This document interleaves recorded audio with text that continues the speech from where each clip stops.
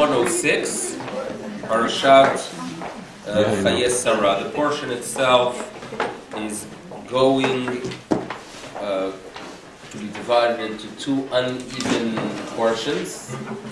The first one deals with Avraham's desperate need for a burial spot for his wife Sarah. The second part of the parasha will be dealing with identifying the ideal wife for Yitzchak. There is a need for specific traits for Yitzchak. Eliezer, the servant of Abraham, page 106. Eliezer, the servant of Abraham, knows very well what he is looking for, and that is the second part of the portion. The portion itself, in essence, has one theme. It has one thing. So one would argue it's continuity, but it teaches us specifically about the concept of having a good eye and an evil eye, a tov ayin and a ra ayin. There is a verse in Tehillim that tells us, this is in the 41st chapter, Ashrei maskil el dal. 41st chapter of Tehillim. I will read it to you and perhaps even translate it. Where we are told, Lamnatseach mizmor leDavid. So this is a song for the conductor, the song of David. Ashrei maskil eldal. Praiseworthy is he who contemplates the needy.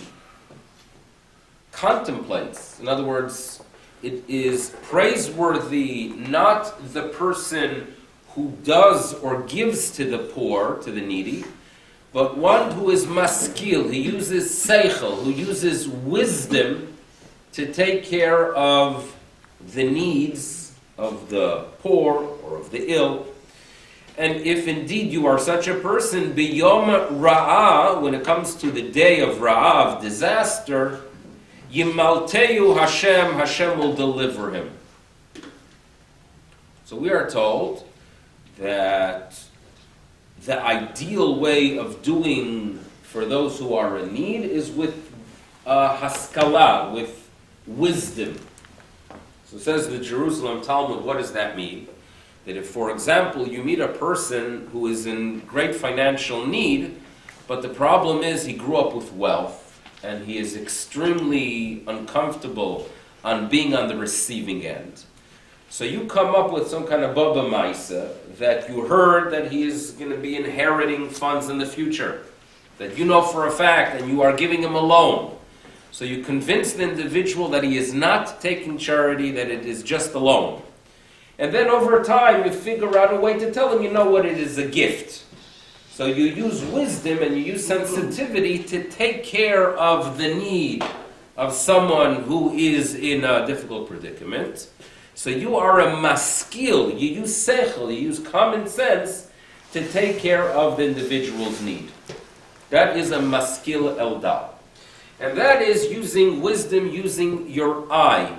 Often in Judaism when we talk about having a vision, it's not just what you see, but to see the unseen, to sense where things are going. That's what we talk about of having an eye. The eye could be used for the good. In other words, I could go ahead and use my eye and my ability to sense the needs of someone to do good for what they need. But then there are individuals that have a good eye, meaning it works well. They really sense what the other party needs, but they're going to manipulate the situation for their own benefit. The ability to sense what the other party needs could be used for the good, it could be used for the bad. And in this week's Parsha, we're going to contrast someone by the name of Ephron to Rivka. Ephron senses very well what the party he is facing needs. He understands his desperate need, and he's going to manipulate the situation for his own benefit. And then we're going to talk about a young lady by the name of Rivka, who is asked for something very limited, senses that the other party needs something far greater, and uses her eye and her ability to sense the unstated to do good. And those are the two people we're going to walk away with from this week's Parsha. We're going to start, unfortunately, with the negative, because that's how it's presented in the Parsha. And that is with Avram coming. He did not prearrange things with Benjamin or with steals, but rather he comes and he has to figure out a way of burying his beloved wife. Now, what's interesting is that this is the first time that he has to acquire land, not just as the owner of a land within a region belonging to someone else, but he wants to make this an acquisition that it becomes like his state. You know, the currency that is going to be used is international currency. That's how the commentators explain it. He wants it to be his for eternity. And it relates to the sensitivity we have in Judaism to cemeteries and to burial sites. There have been issues throughout the ages of communities burying their loved ones, their relatives in a cemetery, and then over time the government decides to build a road there or to go ahead and use it for some other reason, and it creates a crisis for the community, what to do. This is a crisis that existed in Europe, not just in the past, but even in the 20th century. Unfortunately, even in Israel, there have been issues. In 1956, the government was developing land, and as you can imagine, everywhere in Israel there's going to be some kind of burial site. And they found remains there. And at that time, the government says that the best way to deal with it is to keep it quiet, push the remains aside and continue with the project. But lo and behold, a few of the Haredim got wind of it, a few Hasidim got wind of it, and they put together an organization that serves a purpose if they stay within the appropriate guidelines, and they called the organization Atra Kadisha. Aramaic, that means a location that's holy. And they were able to stop the government from developing until they took care of the remains and removed them in an appropriate way. Things got out of hand over the years, even with the organization, because they go to extremes. In other words, they became so sensitive to what's necessary that at times, even when they should work out a system of allowing the remains to be moved, they become too defensive and don't allow developments which are extremely necessary to take place. So often there's tension between this specific group and the government, a very hot issue. This is an issue that even in Europe it came to existence. In the community of Hamburg, I mentioned this here, I think. In the community of Hamburg, there was an old cemetery. Very old cemetery. Right after the Second World War, the community, the Jewish community of Hamburg, the few Jews that were left, had the legal right over the old cemetery. Now the problem is that the community of Hamburg that existed there in the early 50s had absolutely nothing to do with the historical Hamburger Jews, because the historical Jews from Hamburg were no longer there. But these were people that landed up either from Russia, from other places, from DP camps that happened to settle in Hamburg. The community had financial needs, so a company that wanted to develop land made an offer to the new Hamburg community to purchase the old Jewish cemetery, where unfortunately, after the Nazis, did not have any stones and monuments at all, but it was an area that they knew very well that was a cemetery. Finances were offered to the community, as you can imagine. They could develop their gym, they could develop social programs. They took the money and they sold the cemetery. Fine. It was not developed until the 80s. In the 80s, they decided, the company that purchased it sold it to someone else, and they began the process of building a mall. But then, word got out, Atra Kadisha in Israel finds out that they're building a mall, a Hamburg mall, on a cemetery. And they went berserk. And they want, just as in Israel, they go ahead and get arrested and make a big scene. They were planning to do that in Hamburg. That works well in Israel, perhaps. But it won't work so well in Germany in the 1980s.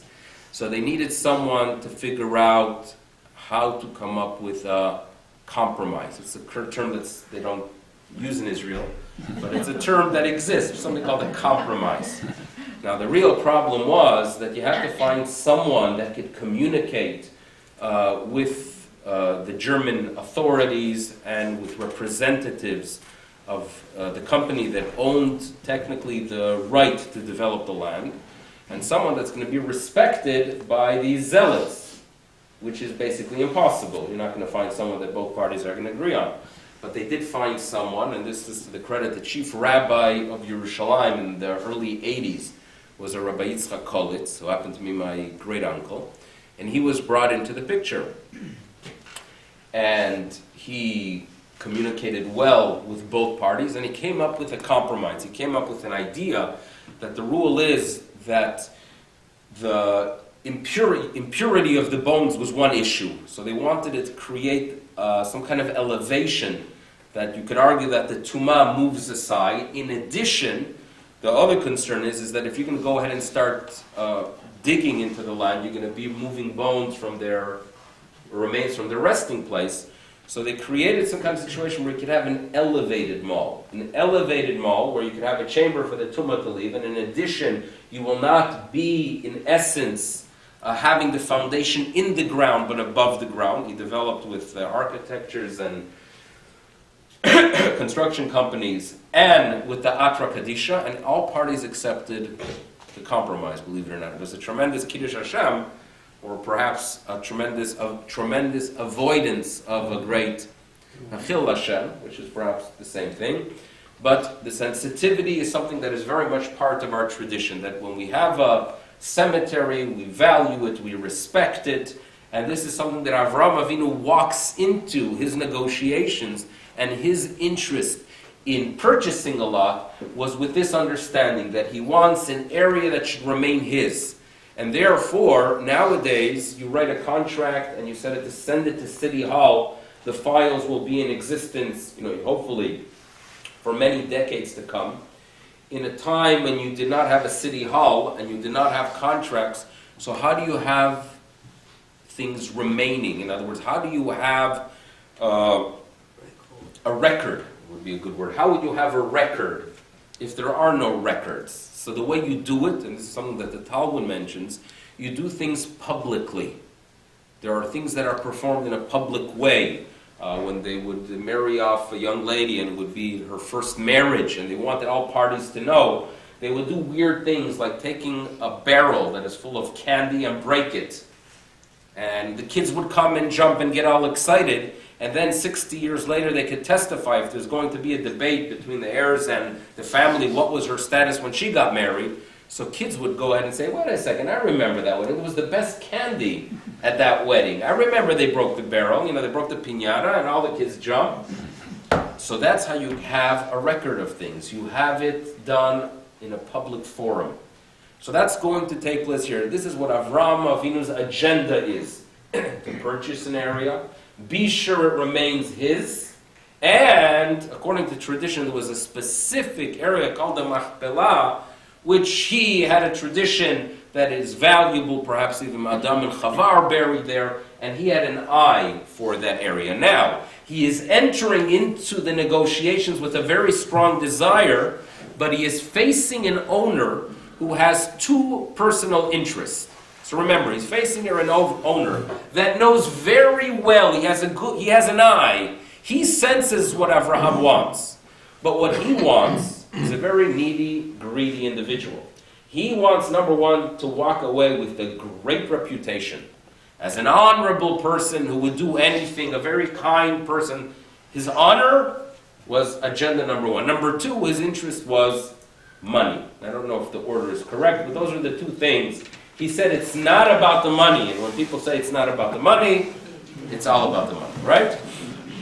So that's what we're going to have in this week's portion. So, the portion begins with Avraham coming. Where does he come? You're familiar with the traditions from the Akedah. He eulogizes his wife in Hebron.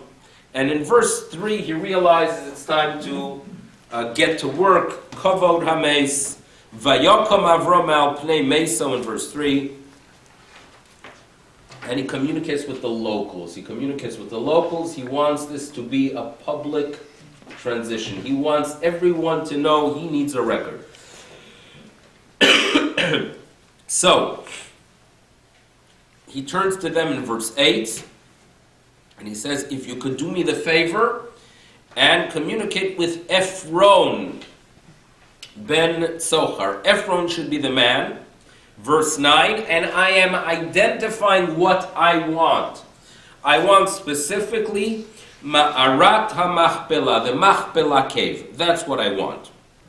It's at the end of his field, and I am willing to pay the full value of it. Now, we turn to verse 11 on page 108. And Ephron here is interested in keeping his reputation as the honorable individual who was willing to give his field to Avram. And he says, Lo Adoni Shmaini, listen carefully. Hasadeh natati lach, listen, I'm giving you the field. And I'm giving you the cave. Go ahead, bury your relative. Don't worry about the money. I have no interest in money. I'm an honorable person. My concern is your concern. That's what I want to give you. Now, what's fascinating is that Abraham makes no mention at all of a need for a field. All he requests was the Machpelah cave, which happened to be at the end of Ephron's field. But when Ephron makes his generous offer, where money serves no significance at all, he makes mention of the fact that I'm giving you the field and the cave, which is interesting. Now Avram is thankful. And he says to him, listen, in verse 13. Natati kesef asadeh. So this is in the second half of verse 13. I already gave you the money. It's already set aside. I want to give you the money.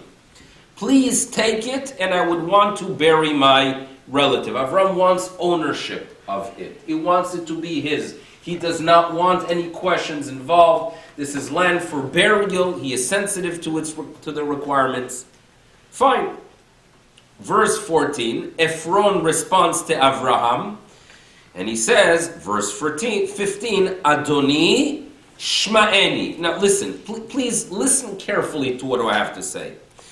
Eretz, a land which is Arba Meot Shekel Kesef, which cost 400 silver shekel, Beini u'ben Chamahi. Listen, Avraham, we're so close, right? I value you so much that what would be the big deal for me to give you a field that costs 400 silver shekel? What would be the big deal for me to give it to you? Right? So this is very much like the person who you send them to buy some groceries, and they come back and they say, I'm not taking money, $16.83 means nothing to me, right? Don't worry about the $16.83, right? So if you tune in very carefully, you understand that what they're saying is, please, and I will take pennies, right? That's what they're basically declaring. And this is what's happening with Ephron. What is the big deal to hand you over a field with a cave that cost 400 shekel? Vayishma, and in verse 16, Ephron gets it. He gets it very, very well. That this is a person that wants to walk away with the money, but he wants to walk away with the reputation that he was willing to give it for free. What can he do? Just Abraham shoved the money down his throat. He had no choice. Poor Ephron. He is a very, very generous man. He really wanted to give it as a gift. And Avraham understands very well what Ephron is about. He weighs the money. Vayishkol Avraham le'Ephron in verse 16, the money, and the transfer takes place. Now, we mentioned Avraham wants the Machpelah cave. Ephron offers from the first moment, what does he offer? The field as well.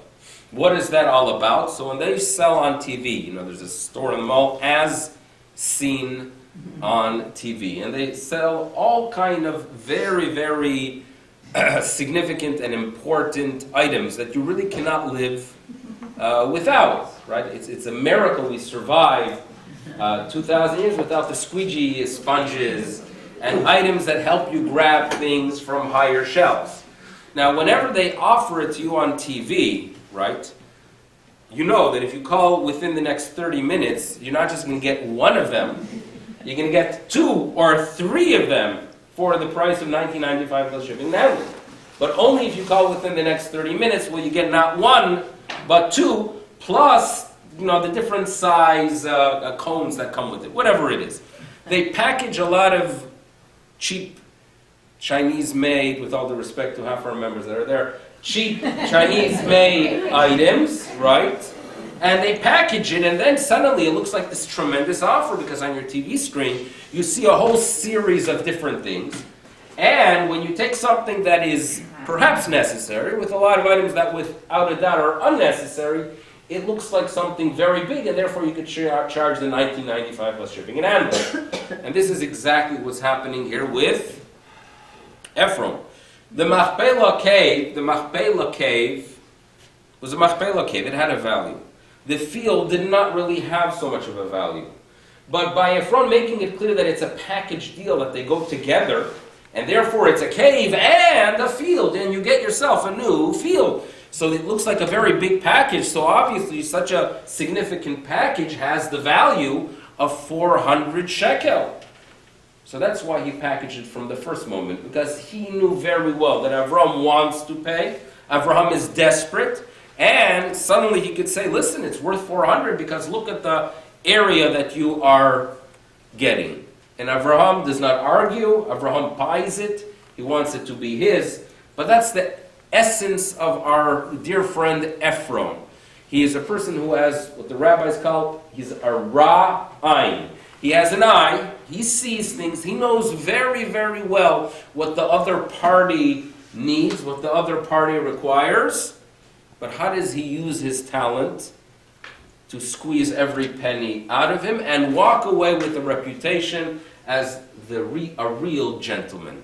He's a real gentleman. He was willing to give not just the Machpelah cave, but the field to Avraham Avinu. Now, in Judaism, numbers play a significant role. So there are a few secrets about numbers. Like in the Talmud, whenever you see the number 300, it's an exaggeration. In other words, the Talmud tells us about someone that got hit. He got hit 300 times due to the fact that he made that mistake. So a 300 is used for exaggerations. That's a rule. Now, there's a car called a 300, right? Isn't there some kind of Chrysler makes it 300? So you never know. Just keep an eye. Be careful. Now, what is a 400 person? The Mister of 400 is a person who wants the max. Now, when it comes to numerical values, the taf is the max, right? It's the highest. There's nothing after the taf, and that has a numerical value of 400.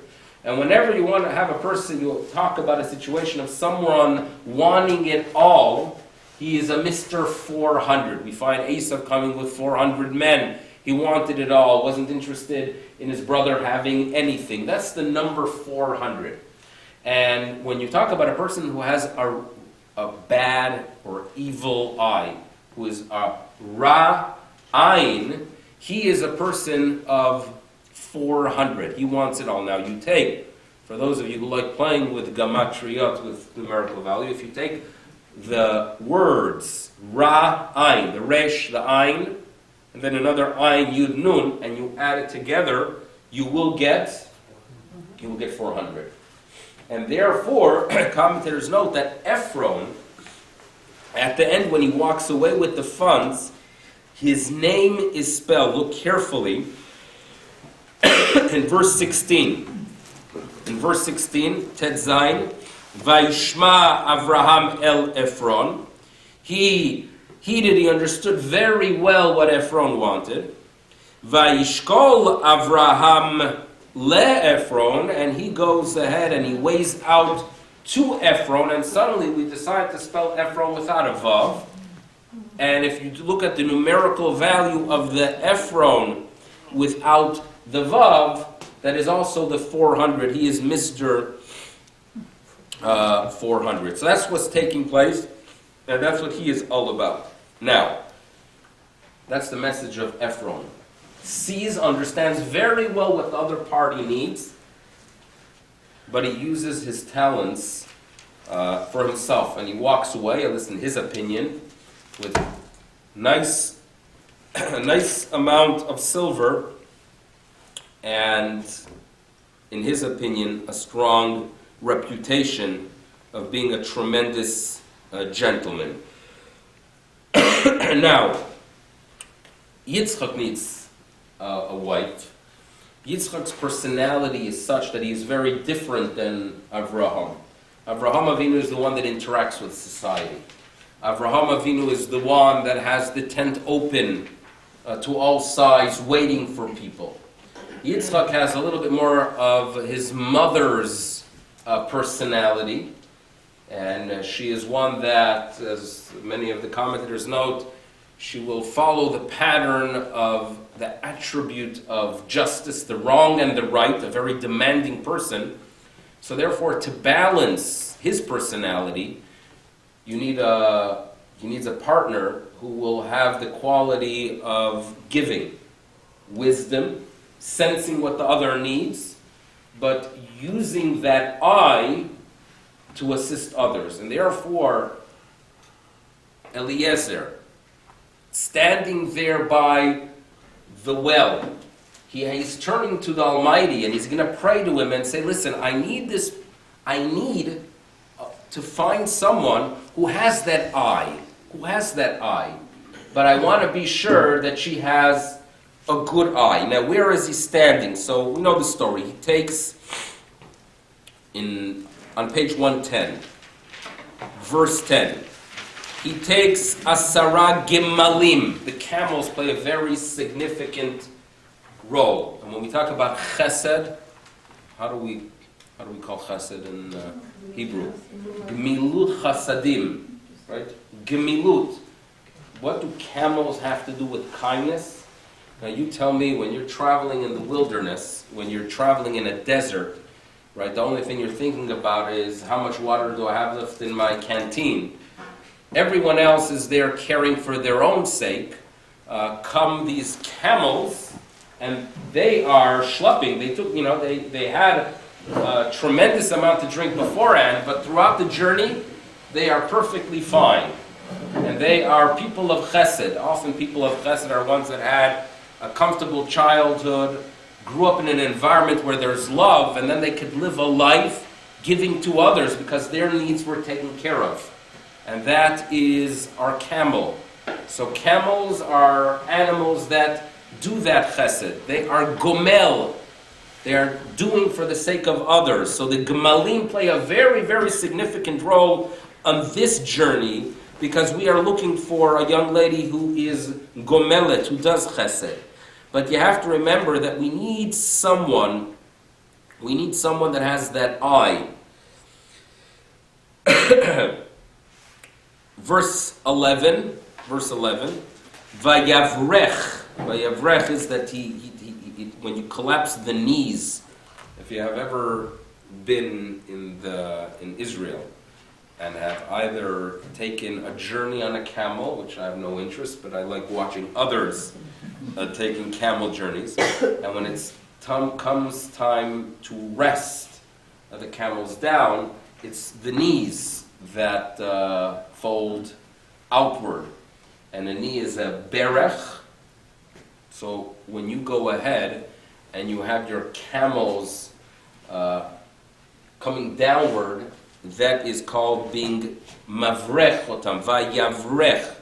Very similar to the term a bracha, a blessing, right? And we would have to analyze what the two have to do with one another. But he comes to in verse 11, he is sitting there, they are kneeling near the well of the city, and he turns in prayer to the Ribono Shel Olam. He understands that he needs assistance from above, and he says, listen, Hashem, in the middle of verse 12, Aseh chesed, please God, do and arrange some kindness for my master Avraham. Verse 13, I am going to be standing, Anochi nitzav al, now where am I going to be standing? On the spring of water. The spring of water. The young ladies are going to come out to draw the water. I'm going to request some water. If she is a woman that senses not just that which is being requested, but sees beyond that, she has the eye to see that it's not just me, it is not just Eliezer who has a need for water, but the camels as well. She has that eye, that ability to see even that which is not stated. She is the right party. That's what she is declaring. Now, where does Eliezer describe the location of where he is going to stand in Hebrew? Al Ein Hamayim. What is the Ein Hamayim? The eye of the spring. So again, that is the key here. It is a key. It is a portion that relates to eye.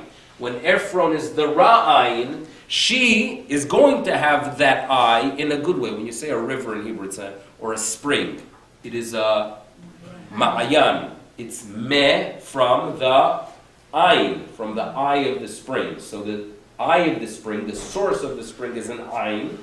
And here it is used because that's basically what he is looking for. She has an eye, she senses. She doesn't just have a heart to do good, she has common sense. We find, unfortunately, many situations of people that have good hearts and they want to do good, but the results often could be harmful. In other words, there is a person who unfortunately is dealing with a crisis, could be an illness, but they have a desire that people don't find out. You know, a person has every right to go ahead and make a decision how to deal with their own predicament. So now someone finds out somehow that you are that the person's in a difficult situation. So they go ahead and they send out an email blast to 250 people. Please gather for Tehillim, to go ahead and pray for so-and-so. Now the person has no interest because they want to focus on dealing with the situation and getting over with it. The last thing that they want is to get 250 calls asking how things are doing. So the person who sent out the email blast, the intentions were very, very good. It is a person of chesed, but it's a person that has no ayin, does not have the ability to see. And you need that balance. You have to have common sense, which is a gift from above, and you have to have a good heart. Ephron has common sense. Ephron understands and he sees, but his heart is corrupt. He's a very greedy person. What he is praying for is, may the young lady have seichel to see that which is not requested. Even the unseen can be visualized by the young lady, but a good heart as well. The eye is very, very important. And he is standing there in prayer on the Ein Hamayim. And if someone goes ahead, when the young lady makes the declaration that you should know in verse 14, that I'm going to go ahead and you drink, but I'm going to take care of the camels even though you did not request, that is the one you have designated a young lady for the servant, and I will know that you have done kindness for my master. Lo and behold, the prayer is heard by the Ribono Shel Olam. The camels finish drinking, he gives her the gifts, and then there are negotiations with the family members when she leaves. And that's basically the main theme of this parsha and this section of it. Okay, now if you will turn to page 120.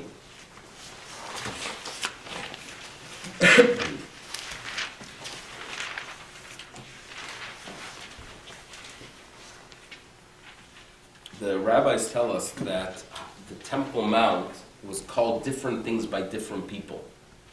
The Temple Mount, by Avraham Avinu, it is called the Har. It's a mountain. For him, it's just a mountain. For Yitzchak, how does Yitzchak call the Temple Mount? So if you turn to page 120, verse 63, what does he call it? Vayetzez Yitzchak lasuach basadeh. He goes to supplicate, which according to rabbinic tradition, we're dealing here with a prayer, in the sadeh.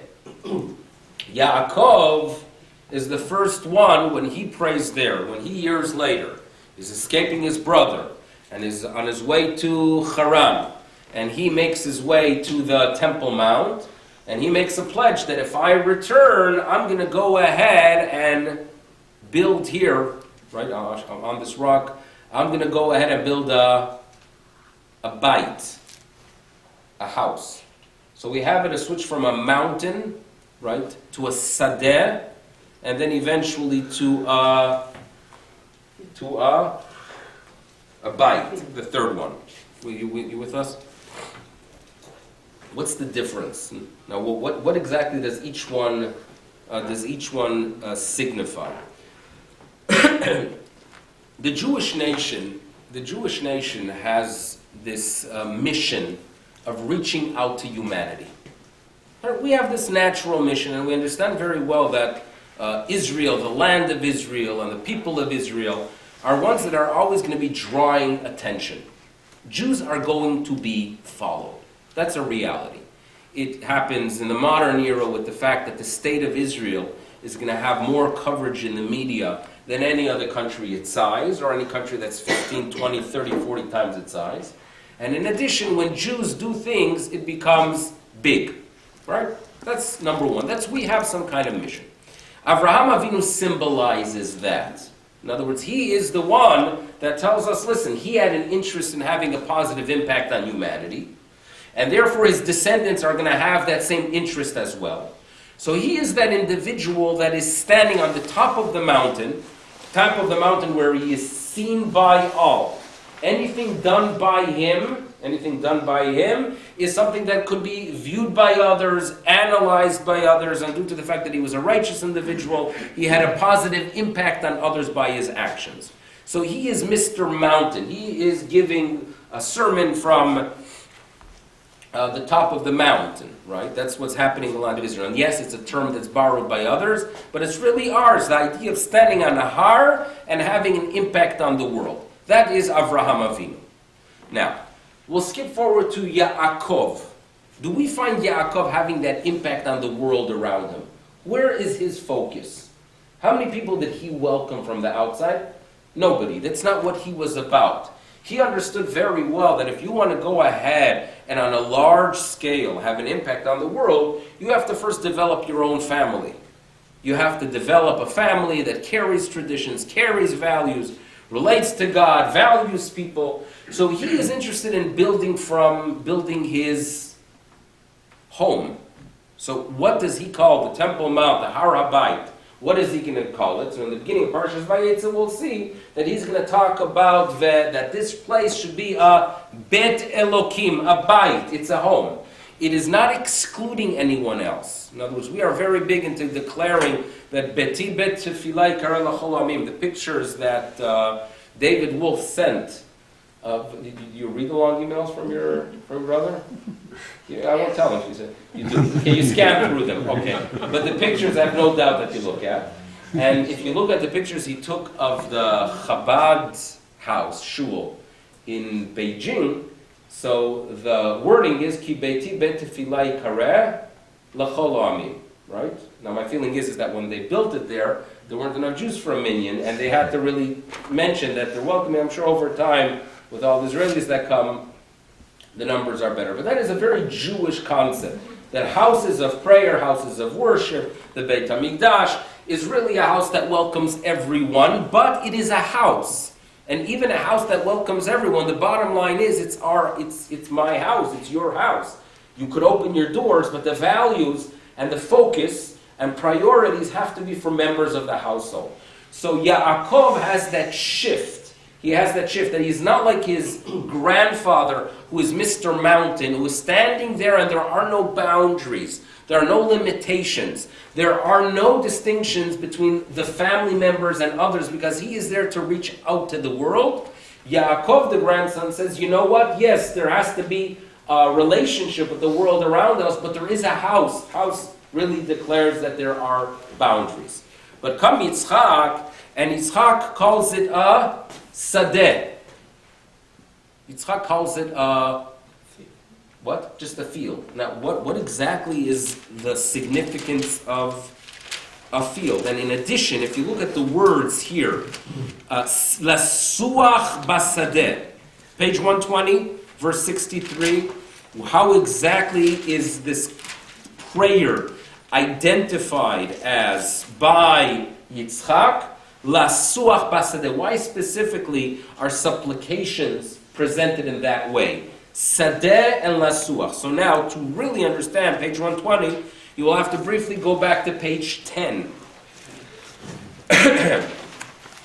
Page 10, verse 5. Page 10, Parashat Bereshit. Okay, we're going to end with this. Ele toldot hashamayim va'aretz. I'll read verse 4 as you're searching for it.